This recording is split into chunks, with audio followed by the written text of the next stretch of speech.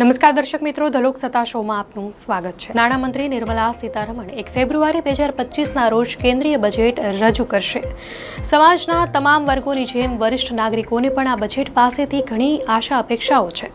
મોંઘવારી અને આરોગ્ય સંબંધિત ખર્ચાઓએ વરિષ્ઠ નાગરિકોનું જીવન મુશ્કેલ કરી દીધું છે।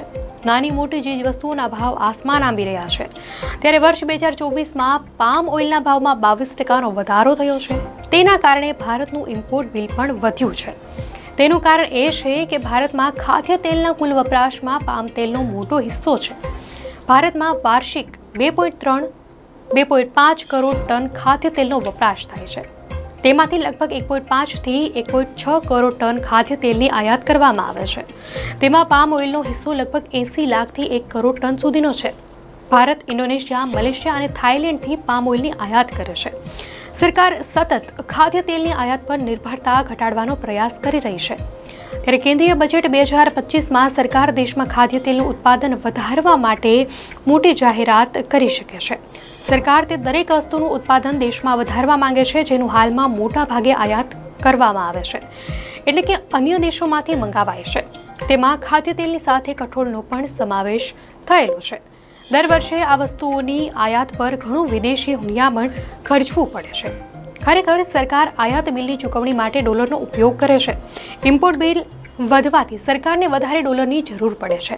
તેનાથી રૂપિયા પર દબાણ વધી જાય છે। સરકાર ઘણા સમયથી કઠોળ અને ખાદ્ય તેલોના આયાત પર નિર્ભરતા ઘટાડવા માંગે છે। ત્યારે મોંઘવારી અને સ્વાસ્થ્ય ખર્ચમાં વધારો થવાને કારણે વરિષ્ઠ નાગરિકોને ઘણી મુશ્કેલીઓનો સામનો કરવો પડે છે। એવી અપેક્ષા રાખવામાં આવે છે કે બજેટ 2025માં નાણામંત્રી તેમની જરૂરિયાતોને સમજશે અને આર્થિક રાહત આપવા માટે પગલાં ભરશે। સરકાર 2027 સુધીમાં કઠોળ મામલે આત્મનિર્ભર બનવા માંગે છે। ત્યારે કૃષિ મંત્રાલય દ્વારા આ માટે એક પ્લાન તૈયાર કરાઈ રહ્યો છે। નાણાકીય વર્ષ 2023-24માં ભારતનું આયાત બિલ $854.8 અરબ હતું। આ સમયગાળા દરમિયાન ખાદ્ય તેલોની આયાતમાં થોડો ઘટાડો જોવા મળ્યો હતો, પરંતુ કઠોળ 6 વર્ષના સૌથી હાઈ લેવલ પર પહોંચી ગયું હતું। સરકારે કઠોળના આયાત પર $3.7 અરબ ખર્ચ કરવો પડ્યો છે, જ્યારે વનસ્પતિ તેલના આયાત પર $14.8 અરબ ખર્ચવા પડ્યા છે।